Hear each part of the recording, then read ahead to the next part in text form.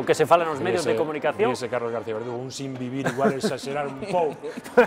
Pero bueno, sí que estamos todos pendentes. 15 goles leva, o Pichichi da categoría. 15 goles de 29 do Compostela, o 55%. Sí, non está mal, a verdade é que os números son espectaculares. Sería unha baixa moi sensible.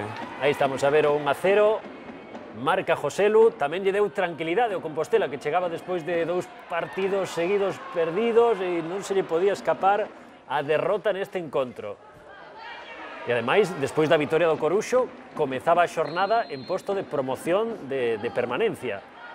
E a Bofé que o mereceu, pero outra vez puidolle pasar o mesmo de moitas outras xornadas. Perdoa, Sí, a dinámica casi o acaba pagando. é que un equipo que é capaz de ter 6, 7 situacións de gol por partido, pero lle está costando a definición. Aí gol anulado, Compostela, gol por fora de xogo, e despois máis oportunidades, é que se repite o guión. Sí, estamos a ver as imaxes seleccionadas pola nosa compañeira Rocío, que era que estaba no partido, e que dan fe de que o Compostela puido marcar bastantes máis. O Compostela, sobre todo na súa casa, é un equipo moi forte. De feito, as 6 vitorias da temporada foron 6 triunfos en San Lázaro. Outra ocasión clarísima, e que parece increíble que o Compostela non pechara antes o partido e acabou no pechando nesta xogada de penalti. Bueno, Penalti daquela maneira. nova denominación para os penaltis inexistentes, penalti daquela maneira. E o penalti que transforma a Joselu no 2-0.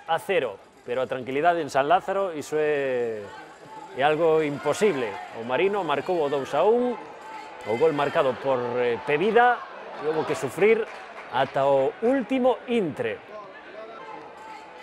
O Compostela sumou a vitoria, e ao final do partido preguntábamoslle a gran dúbida, se seguirá ou non Joselu, non nos sacaron de dúbidas.